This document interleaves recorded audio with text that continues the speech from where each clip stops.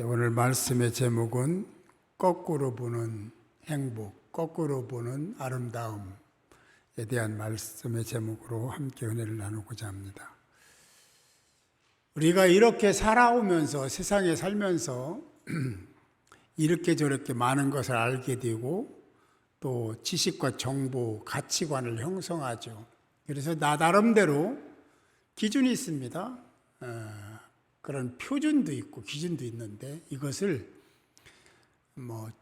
고정관념이다라고 이야기를 합니다. 고정관념이라는 것은 이제 사전적 의미는 이런 거예요. 마음속에 굳어 있어 변하지 않는 생각.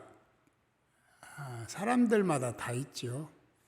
그래서 그렇게 생각을 하고 그것 때문에 이렇게 말도 하고 저렇게 행동도 하는 경향들이 있습니다. 고정관념이라는 그런 거예요. 여기 선풍기가 돌아가 선풍기는 날개가 있다. 날개가 없으면 있잖아요. 깜짝 놀랐죠. 고정관념은 그런 거예요. 물은 위에서 아래로 흐른다. 거꾸로 가는 경우도 있죠. 어쨌든 나이 많은 사람들이 많은 것을 안다. 이것도 꼭 그런 것은 아닌 것 같습니다. 고정관념을 깨뜨리는 방식이 하나는 거꾸로 생각하는 겁니다. 거꾸로 생각할 때 달리 보이기 시작하는 부분들이 있거든요. 여기 드럼이 있습니다만 드럼을 치면서 정박자가 있고 엇박자가 있잖아요. 엇박자가 감칠맛이 나는 경우가 많잖아요. 불협화음이라는 것도 화음이 조금 벗어났는데 오히려 그게 더 좋을 때도 있는 경우들이 있거든요. 어쨌든 간에 거꾸로 볼 때 색다른 매력이 있습니다. 그런 아름다움이 형성되더라. 여러분 어릴 때 한 번 정도는 다 해봤을 거예요. 철봉을 매달려서 거꾸로 보면 좀 달리 보이죠. 언젠가도 제가 한번 얘기한 것 같은데 저는 이제 책보를 메고 다녔잖아요. 그리고 다니면서 가랑이를 벌리고 거꾸로 이렇게 이 다리 사이로 보면 좀 달리 보여요. 그죠? 그게 너무 신기한 거예요. 우리 똑같이 그 행길에서 같이 서가지고 이렇게 막 보고 서로 낄낄거리고 그랬던 생각이 납니다. 그래요. 새로운 통찰력을 위해서 생각을 달리하고 태도와 자세를 달리하는 것은 우리 인생살에도 굉장히 중요한 것이 아닌가 하는 생각을 합니다. 고착되어 있는 생각이, 고정관념이 그렇게 바뀌어질 수도 있다라는 거죠.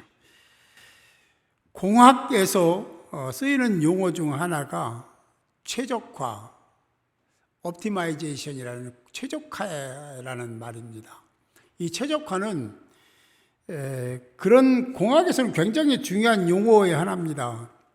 계획과 생산 그 단계에서 최고 효율적이고 합리적인 방법을 추구해 내디고 그걸 추출하거나 찾아내서 그렇게 따르도록 만들어야 된다는 거죠. 그래야 생산성이 높아지고 효율도 좋아진다라고 얘기를 하는 것이 바로 공학에서 얘기하는 옵티마이제이션, 최적화입니다. 어쨌든 간에 우리가 살아가면서 그러한 여러 가지 상황들이 우리에게 있고 정황들이 생겨납니다. 여러분 나폴레옹을 잘 아시잖아요. 그가 알프스 산맥을 넘어서 굉장히 유명한 그 행로를 가서 결국 승리하게 되는 장면들이 나오는데요. 그가 넘은 산 정상에는 세 단어가 지금 새겨져 있다고 그럽니다. 그 용어는 stop, 멈춰라, think, 생각해라, go, 가라. 이 세 단어가 있다는 이게요. 그냥 들으면 그럴 수 있겠다 생각하지만 굉장히 함축적인 의미를 갖고 있는 겁니다. 잠시 멈춰서 곰곰이 잘 하고 있는지, 잘 가고 있는지, 어떻게 할 것인지 생각해보고 그 다음에 고 전진해라 하는 의미를 가지고 있습니다. 보편적인 사람들이 모두는 아니지만 대부분의 사람들은 좀 더 편한 걸 좋아하고, 그쵸? 막 힘들게 하는 것보다는 조금 쉽게 하기를 원하죠. 그리고 좀 더 정확하게 빨리 할 수 있는 방법이 없을까도 생각을 합니다. 그런 경향성이 우리 사회에 늘 상존하고 있는 것도 틀린 말이 아닙니다. 그렇게 상존하고 있죠. 신앙에서도 그런 경향성이 없지 않습니다. 적당하게 적당한 기준을 따라 대충 눈치 보며 이렇게 신앙생활하는 사람을 보면서 열심히 하던 사람들이 나도 저렇게 해야지 라고 하는 생각을 하더라는 겁니다. 열심히 하는 사람을 보고 나도 열심히 해야지 이거보다는 열심히 하는 듯 하지만 약간 자기의 할 거 챙길 거 다 챙기면서 이렇게 좀 얕게 하는 사람들 보면서 나도 저렇게 해야 되겠다는 생각을 하더라는 겁니다. 자기 신앙 열심히 하던 사람도 신앙이 자꾸 추락하게 되는 거죠. 그래서 그런 말 하죠. 나도 예전에는 열심히 했어. 지금은 그렇게 안 한다는 얘기잖아요. 그만큼 퇴보한 거죠. 그래요. 이런 주변의 상황들이 있습니다. 뿐만 아니라 열심히 최선을 다해 헌신하고 봉사하면 야, 너 그렇게까지 할 필요가 뭐 있냐? 이런 얘기하는 사람도 있어요. 그리고 하나님의 말씀을 가지고 얘기하면 너만 거룩하니? 이렇게 접근하는 사람도 없지 않더라는 얘기입니다. 오늘 본문 우리가 2절이지만 읽었습니다. 이 본문은 우리가 너무나 잘 알고 있는 말씀입니다. 오늘 성경에서 주님이 말씀하시는 이 말씀, 좁은 길, 좁은 문, 무엇을 교훈을 하려고 이 말씀을 하신 것일까? 앞에서 말씀드린 고정관념에 대한 얘기를 말씀드렸는데 사실 고정관념은요, 넓은 길을 가야 되는 거예요. 그죠? 얘야, 넓은 길로 다녀라. 그러잖아요. 예. 어쨌든 무슨 이유인지는 모르지만 하여튼 넓은 길과 넓은 문을 가는 것은 좁은 문보다는 일상적인 가치고 또 그렇게 가르치고 그렇게 하라고 하고 있고 그것도 인간에게 고정관념이 되어 있는 것도 사실입니다. 우리 모두가 원하고 있고 세상이 바라는 넓은 길, 넓은 문을 가르쳐 예수님 뭐라고 했냐면 사망의 문이다. 사망의 길이다라고 말씀하셨습니다. 그리고 우리가 가기 싫은 좁은 길을 가야만 그 길이 살 길이고 좁은 문을 들어가야만 영원한 선택을 하는 것이다 라고 말씀을 암묵적으로 하고 있습니다. 우리는 이제 동식물에서도 많이 배우는 게 있잖아요. 연어를 가끔 제가 얘기하는데 연어를 보면요, 저는 그 연어를 보면 참 대단하다는 생각을 많이 해요. 그 연어가 아래에서 부화해서 민물에 살다가 때가 되면 바다로 나가서 살잖아요. 거기에 이제 자기의 모습도 막 바꿔가면서 거기에 바다에 적응하기 위해서. 그리고 때가 되면 다시 돌아와요. 자기가 부화된 그곳으로. 그때 물이 흐르는 그 물을 거슬러 올라가잖아요. 그게 결코 쉬운 일이 아닙니다. 근데 그 가르고 올라가는 모습을 여러분들 동영상으로 봤을 텐데요. 마지못해 올라간다는 생각을 전혀 할 수가 없습니다. 파닥파닥 하고요. 어떤 데는 막 점핑도 하고요. 이러면서 올라가잖아요. 야, 억지로 하는 건 아니구나 하는 생각이 들어요. 그러니까 온 힘을 다해서 올라가면서 얼마나 큰 위험들이 많습니까? 사람 손에 잡히고 짐승들에게 먹히고 막 그러잖아요. 그러면서도 개의치 않습니다. 후퇴가 없습니다. 그냥 전진하죠. 그리고 알을 낳고 죽습니다. 이게 연어의 일생이잖아요. 그런 모습을 보면서 저 모습처럼 뭔가를 하면 참 좋겠다 하는 생각을 하는 게 뭐냐면 억지로 마지못해서 하는 게 아니라 기왕이 하는 거 저렇게 막 신바람 나게 적극적으로 최선을 다해서 하면 얼마나 좋을까 하는 생각을 하게 됩니다.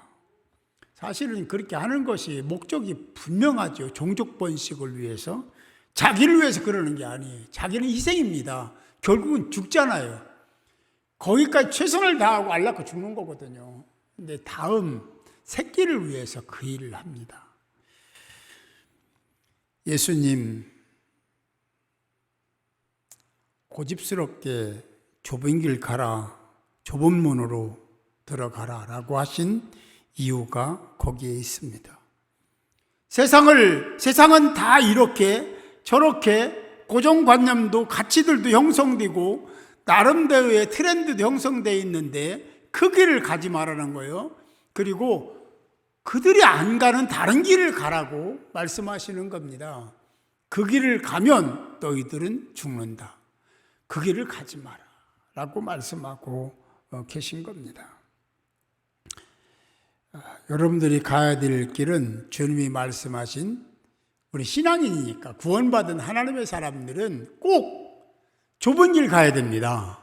좁은 문 들어가야 되는 거예요. 이거 결정된 겁니다. 우리의 선택으로 그 길을 안 갈 수도 있어요. 그러나 그것은 하나님 앞에서 얼마나 불충인가를 우리는 알아야 됩니다. 넓은 길이나 좁은 길이냐, 어떤 길이냐, 이걸 결정할 때 민심이 어떠냐, 얼마나 많은 사람들이 동의하느냐에 따라서 결정하기도 하는데요. 사실은 그게 꼭 옳지도 않다라는 거예요. 우리 신앙 안에서 우리 생각해 보면 예수님이 말씀하시고 예수님을 따르는 사람들은 세상 사람들과 비교했을 때 소수의 인원입니다. 그러나 예수님의 말씀이 항상 옳았고 진리였습니다. 소수의 의견을 무시할 수 없다는 얘기가 되는 거죠. 그럼 다수의 의견이 맞는 거냐? 그것도 아닙니다. 그러면 어떻게 살아야 되냐? 그냥 기준이 있어야 돼요. 우리는 신앙인이기 때문에 말씀의 기준이 있습니다. 말씀이 옳다 하면 옳은 겁니다. 말씀이 그러다 가면 그런 거예요. 세상적인 그런 가치로 얘기하는 게 아니에요. 우리 모두가 다 그런 마음으로 하나님이 원하시고 주님이 말씀하신 좁은 길, 좁은 문의 의미가 무엇인지를 알고 그 길을 선택하는 자가 될 수 있기를 바랍니다. 성경은 전체적으로 볼 때 역설적인 얘기들이 거의 곳곳에 있습니다. 거의 다입니다. 특별히 산상수훈은요, 예외 없이 다 역설적 선포를 하십니다. 여러분, 산상수훈 앞에서 우리가 할 때에 팔복에 대한 얘기를 했잖아요.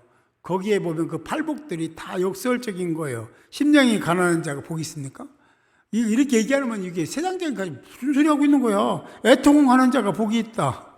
애통하는 게 왜 복이야? 이렇게 생각할 수 있는데 그 의미를 따지고 들어가 보면 아멘 할 수 있는 거잖아요.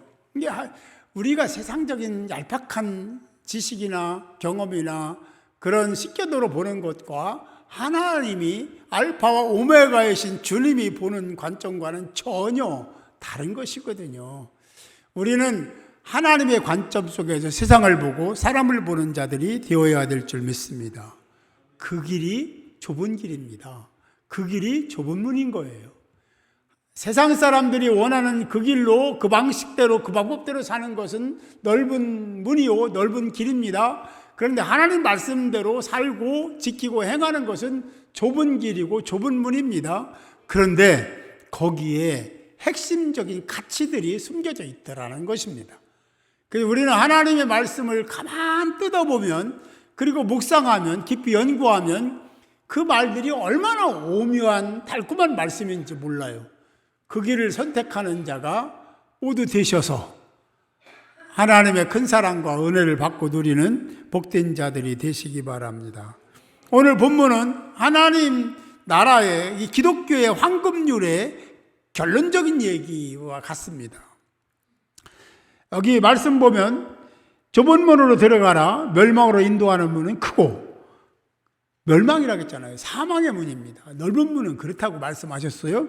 그 길이 넓어 그리로 들어가는 자가 많고, 생명으로 인도하는 문은 좁고 협착하여 찾는 이가 적음이라고 말씀하고 있습니다. 어느 길을 선택하느냐 하는 것은 제가 선택해 드릴 수 있는 것이 아닙니다. 하나님을 신앙하고 하나님의 은혜로 구원받은 하나님의 사람이라면 자동적으로 그 길을 가야 돼요.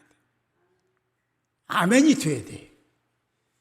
그리고 기꺼이 자원함으로 신바람 나게 그 길을 가야 돼. 연호처럼.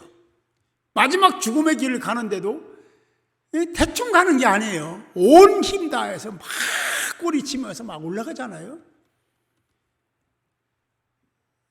저와 여러분이 영적 세계에서 살 때에 그런 태도와 자세를 가지고 좁은 문을 선택하고 좁은 길을 가는 자들이 되어야 될 줄 믿습니다. 하나님은 어떤 분이냐는 것은 우리가 너무나 잘 알고 있습니다. 너무너무 크신 분, 광대하신 분, 그리고 전지전능하신 분, 어디나 계신 분, 그리고 사랑이 한이 없으신 분, 얘기할 게 너무 많죠. 하나님은 그런 분이십니다. 그런 분인 걸 우리가 잘 알고 고백도 하고 배우기도 하고 가르치기도 하죠. 그런데 말입니다. 우리의 삶의 현실이 얼마나 힘들고 복잡한지는 여러분이 잘 아시는 바고 경험한 바입니다. 그 삶의 현실 앞에서는 그 하나님이 광대하시고 어미하시고 경외할 만한 대상이고 전지전능하신 하나님이 아니라 너무 왜소하고 너무 작고 보잘것없는 하나님으로 여기는 경우들이 너무 많더라는 겁니다. 현실 때문에, 나의 삶의 현장 때문에, 그것 때문에 하나님은 아주 작은 하나님이 되어버리고 무시당하는 하나님이 되어버리는 경우들이 있습니다. 내가 그런다고 하나님이 작아지거나 보잘것없는 하나님이 되는 것은 절대로 아니죠.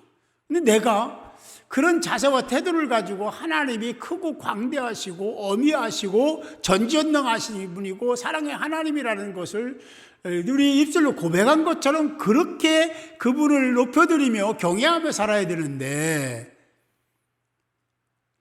내 삶이 하나님보다 예수님보다 훨씬 중요한 겁니다. 하나님은 자꾸 밀려나는 경우들이 있습니다.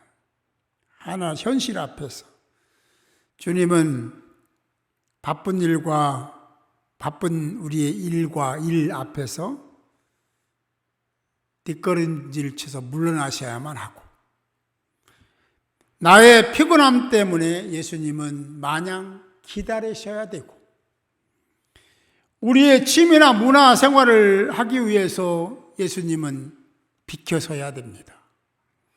우리의 직장이나 사업 때문에 예수님은 그저 물끄러미 바라만 보고 계셔야 합니다. 가족이나 자녀 문제로 예수님 저 구석에 내몰려서 쭈그려 앉아서 물끄러미 바라보시는 거예요. 이거 누가 만든 하나님입니까? 누가 만든 주님입니까? 저와 여러분들이. 내가 바쁘다는 핑계로, 돈을 벌어야 된다는 핑계로, 자녀들을 위해야 된다는 핑계로 예수님은 자꾸만 밀려나서 하나님은 자꾸 저쪽으로 내팽개치고 무시당하고, 그리고 사람들로부터 그 일로 인해 조롱받게 만드는 일이 일어나는데 여러분은 어떻습니까? 나의 입술로는 오직 예수라고, 하나님뿐이라고, 하나님이 전부라고, 우리의 아빠 아버지시라고 그렇게 고백을 하건만 삶의 여러 상황 속에서 하나님은 여전히 무시당하면서 우리 주는 여전히 밀려나면서 그런 관계 속에서 하나님과 예수님을 무시하지는 않는지요. 이 시대의 트렌드 콘텐츠는 풍요입니다. 편리함입니다. 합리고 이성입니다. 그걸 무시하거나 아니라고 할 사람 없어요. 다 그렇게 살고 있으니까. 그러나 우리가 생각해야 될 것이 있습니다. 그런 것들이 정말 끝까지 우리를 책임질 수 있는 것들인가? 하나님은 말씀합니다. 그런 것들이 필요치 않다라고 성경 말씀하신 적은 없습니다. 그러나 그것들은 우리에게 약간의 유익을 준다라고 성경은 그렇게 말씀하고 있습니다. 그러나 그것들 때문에 손해보는 일은 엄청 크다라고 성경은 말씀해요. 주님과 이웃에 대한 감사를 상실하며 살고 있는 것이 왜냐? 자기중심입니다. 나만 잘 되면 되는 거예요. 이게 하나님 뜻이 아닙니다. 하나님 계획이 아닙니다. 하나님 말씀이 아닌 거예요. 더 나아가서는 부모와 스승도 때에 따라서는 완전히 무시되면서, 요즘에 교권에 대한 얘기 많이 하잖아요. 심지어는 부모도 살해하는 경우들이 있는 이 악독하고 정말 죄송해요, 저주받을 세상을 만들어가고 있는 것을 우리는 목도하고 있습니다. 이제는 우리가 그런 삶에서 벗어나서 정말 하나님이 나의 메시아임을 인정하고 나를 구원하신 구원자이심을 고백하며 사는 자들이 되어야 될 줄 믿습니다. 예수님을 골방신세지게 만들면 되겠습니까? 내 마음에 모시고 그분이 말씀하시는 그 말씀에 귀를 기울이고 경청하고 하나님을 경외하며 사는 자가 되어야 되지 않겠습니까? 하나님은 그것을 원하세요.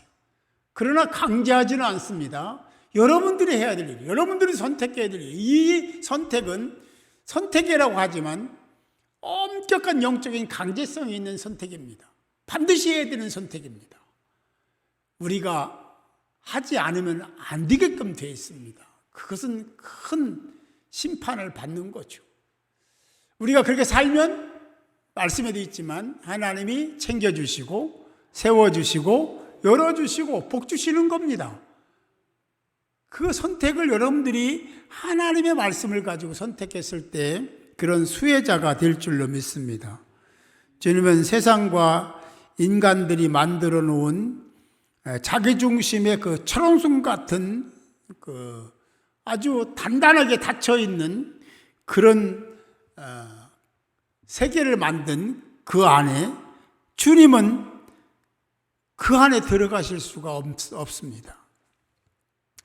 주님은 우리가 마음을 열고 그분을 기대하고 그분을 모셔드릴 때 그분은 내 안에 오시고 우리 안에 계신 거예요. 앞에서 거꾸로 보는 세상에 대한 말씀을 드렸습니다. 새롭고 그리고 새로운 인사이트가 생기고 아름답더라는 말씀을 드렸습니다. 왜냐하면 이미 우리는 이럴 것이라고 하는 그 보는 관점이 있고 그렇게 고정관념이 세팅되어 있는데 그걸 벗어나서 다른 방식으로 보니까 신비로운 거예요. 새로운 거예요. 그리고 이게 좀 희한하게 보인다, 예쁘다, 아름답다는 얘기를 이렇게 보면 아름답지 않습니다. 좀 그래요. 그런데 그렇게 거꾸로 보면요, 그 전에 느꼈던 그런 부정적인 생각이 다 사라지게 되어 있습니다. 한번 해보세요. 돌아가시다가 한번 해보세요. 그러면 이거 새로운 세계다. 우리가 보지 못하는 것들을 보게 되어 있습니다. 같은 세상이지만 변화를 주면, 가치를 달리하면, 기준을 달리하면 색다른 세계가 열리더라 하는 것이죠. 이제 산상수훈을 생각하며 특별히 팔복과 오늘 말씀을 생각하면서 거꾸로 보는 세계를 열어가는 복된 저와 여러분이 될 수 있기를 바랍니다. 그것은 주님의 마음을 담는 겁니다. 내 마음에 주님의 마음을 담아내는 것입니다. 그럴 때 여러분들의 삶은 온전해지고 행복해지고 그리고 여러분의 필요를 채워주시는 하나님의 은혜를 경험하게 될 줄 믿습니다. 때로는 그렇게 살 때에 거부당하거나 조롱당할 수 있습니다. 무시당할 수도 있습니다. 그러나 그 길, 그 문이 행복의 문임을 잊지 마시고 그 길을 걸어가는 여러분들이 되시기 바랍니다. 이런 말 있어요. 가난 속의 풍요. 이 말이 안 되는 거예요. 가난한데 뭘 풍요해? 또 모자람의 행복? 모자란데 행복하대요. 불가능에 가능, 불가능한데 가능. 그런데 이런 결과는 있습니다. 주님이 그걸 가르쳐 주신 거예요. 좁은 길을 가라, 좁은 문 들어가라. 그러면 빈곤 속에 풍요가 있고 모자람 속에 행복이 있고 불가능의 가능이 형성된다 라고 말씀하신 거예요. 이 말씀이 이해가 되시고 수용이 되신 줄 믿습니다. 그러면 이제 우리가 그 길 걸어가야 되죠. 말로만 하나님, 광대하신 하나님, 전지전능하신 하나님만 외치는 자가 아니라 정말 삶으로 먼저 그의 나라와 의를 구하는 자가 돼서 하나님의 지속적인 사랑과 은혜와 은총을 받고 누리는 복된 자들이 모두 되시기를 주님의 이름으로 축복합니다. 사랑하는 성도 여러분, 결핍, 모자람은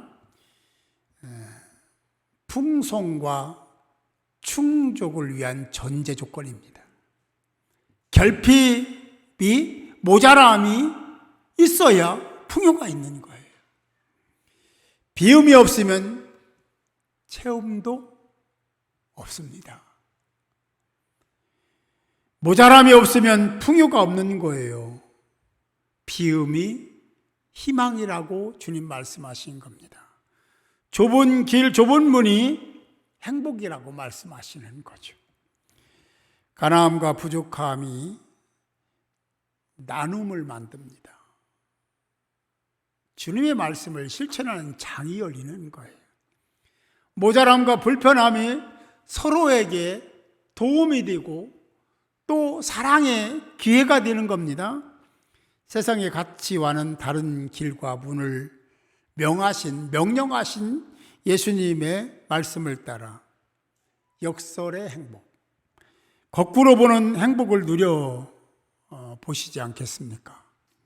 그 행복의 길, 좁은 길, 좁은 문, 하나님이, 주님이 열어주실 줄 믿습니다.